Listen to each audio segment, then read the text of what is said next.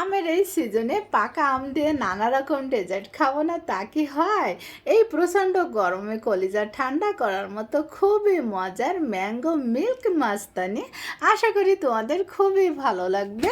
আসসালামু আলাইকুম, কেমন আছো সবাই? আশা করি সবাই ভালো আছো।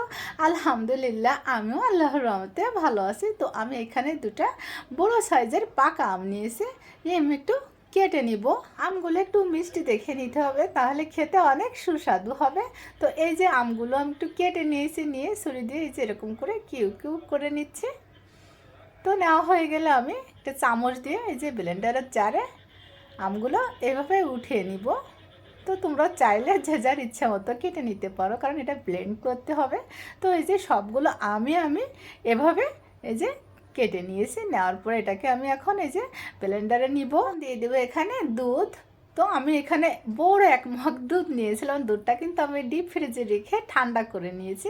তো আমি সম্পূর্ণটুকু দেইনি, অল্প একটু রেখেছি, লাগলে পরে দিব। আর দিয়েছি এখানে 3 চামচ চিনি। মিষ্টিটা তোমরা যে যেমন খাও সেই বুঝে দিও।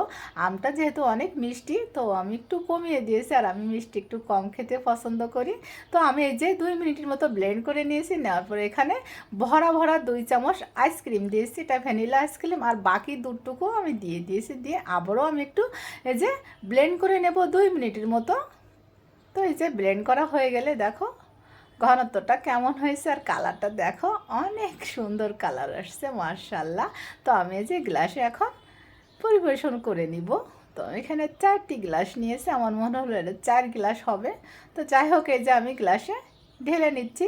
হাফ গ্লাসের একটু বেশি নিব, প্রত্যেকটা গ্লাসে এভাবেই ঢেলে নিব। আর আমি একটা আম কিউব কিউব করে কেটে রেখেছিলাম, সেখান থেকে আমি কিছুটা এই যে কয়েক পিস করে আম প্রত্যেকটা গ্লাসে দিয়ে দিব। এটা দিলে কি দেখতে যে সুন্দর লাগে, খেতেও অনেক মজা লাগে। তো বাকি যে আমের মিশ্রণটুকু আমি গ্লাসে ঢেলে দিচ্ছি। তো দেওয়া হয়ে গেলে আমি আবারও কয়েক টুকরো করে আম দিয়ে দিব। তারপরে এখন দিয়ে দিব আইসক্রিম। সেই ভ্যানিলা আইসক্রিম আমি ভরা ভরা 1 চামচ করে প্রত্যেকটা গ্লাসে দিয়ে দিই।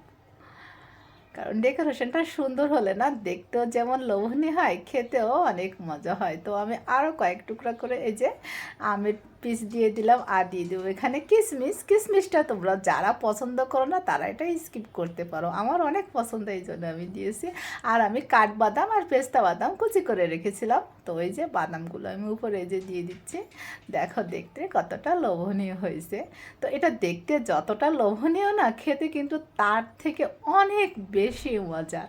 তো এই প্রচণ্ড গরমে না তোমরা একবার একটু ট্রাই করে দেখো, দেখবা প্রতিদিনই খেতে মন চাইবে। এতটাই মজার, মন প্রাণ কলিজা ঠান্ডা করার মতো একটা ডেজার্ট এই ম্যাঙ্গো মিল্ক মাস্তানি ডেজার্ট। তো আজ এই পর্যন্ত। সবাই ভালো থেকো, সকলের জন্য আমার দোয়া থাকবে। আমাকে একটু তোমাদের দোয়াতে রেখো। আসসালামু আলাইকুম।